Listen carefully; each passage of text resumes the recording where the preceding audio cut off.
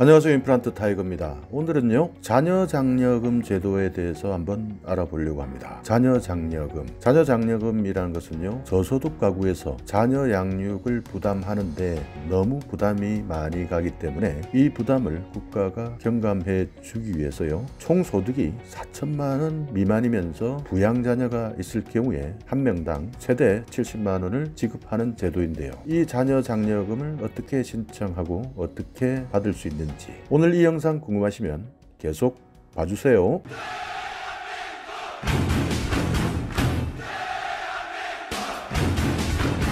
네, 자녀 장려금은요, 일단 자녀가 있어야지 주는 장려금이겠죠. 그러니까 단독 가구는 해당 사항이 없습니다. 그렇기 때문에요, 헛벌이 가구 그리고 맞벌이 가구 다 합쳐서요, 연간 소득 금액이 4천만 원이 되지 않으면요, 일단 신청 자격이 됩니다. 그리고 재산은요, 가구원 모두의 재산을 합산했을 때 2억 원 미만이어야 됩니다. 그러니까 토지나 또는 건물, 자동차, 예금이나 전세 보증금 이런 것들이 다 포함되는데요, 부채는 여기에서 빼지 않습니다. 그렇기 때문에요, 이런 재산 전체를 봤을 때 2억 원이 넘으면 해당 사항이 없다는 점도 참고하셔야 되고요. 그리고 소득세를 반드시 신청해야 되기 때문에요, 이 내용은 반드시 확인하셔야 합니다. 신청하는 방법은 우편을 이용해서 하는 방법도 있고요. 신청 안내를 받은 경우에는 국세청 홈페이지에서 간편하게 확인을 할 수가 있고요. 모바일 앱으로도 확인이 가능한데요, 실제 직접 방문해서 물어보고 접수를 한 경우도 있습니다. 이 자녀 장려금을 계산을 한번 해 보시려면요, 국세청 홈페이지에 들어가셔서 신청 제출이라는 곳에 가면요, 실제 계산을 바로 해볼 수 있도록 클릭하시면 확인할 수 있도록 만들어 놨는데요, 만약에 헛벌이 가구다, 그러니까 부부가 다 일하지 않고 한 분만 일을 하고 있으시면서 연간 소득이 2,100만 원이 되지 않을 때는요, 부양 자녀 수 곱하기 70만 원 이렇게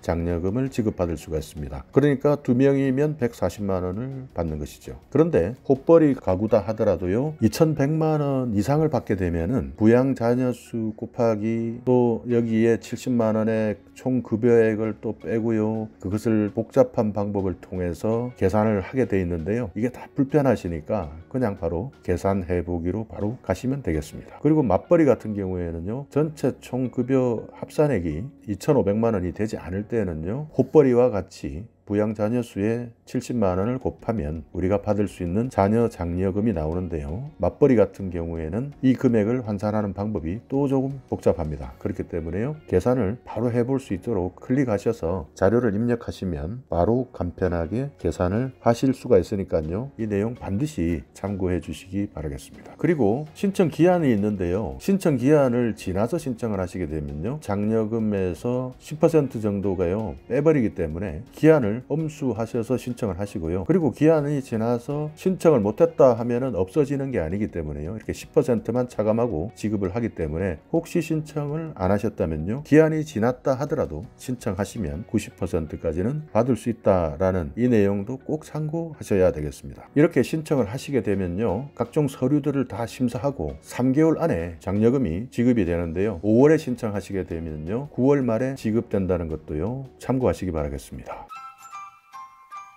이런 자녀 장려금 제도를요 모르고 계셨다면 국세청 홈택스 신청 제출란 안에요, 각종 신청 자격, 신청 방법, 그리고 지급액 산정, 지급 절차, 그리고 혹시 여기에서 또 모르고 계시는 정보에 대해서는요, 참고 자료로 설명을 해놨으니까요, 여기에서 한번 여러분께서 일단 신청을 하셨는지 안 하셨는지, 신청 기한을 넘겨서 받을 수 있는 혜택을 못 받고 있었는지 한번 확인하시기 바라겠습니다. 자, 우리 대한민국 자녀들을 하기도 힘들고 자녀들을 놓기도 힘듭니다. 그만큼 자녀들을 키우기 위해서는요, 정말 많은 돈이 들어가는 것이 지금 현실이죠. 먹고 사는 문제뿐만 아니라 교육과 같은 문제, 정말 아이 하나를 놓고 나면요, 내 직업 자체도 불안정해지고 내 미래도 불안정해지고, 그렇기 때문에 아이를 낳는 것이 정말 커다란 용기가 필요한 시대를 살아가고 있습니다. 그러나 이 사회가 더 이상 아이를 낳지 않는 사회가 된다면 우리 미래의 한국 사회는 어디로 갈까요? 그렇기 때문에 이렇게 조그만 지원밖에 안 되는 제도이지만요, 이런 자녀 장려금 제도 같은 경우에는 더욱 확대를 해서 정말 많은 사람들이 아이를 낳고 편안하게 키울 수 있는 정책들이 계속 나와야 되지 않을까요? 자녀 장려금 신청하셨습니까?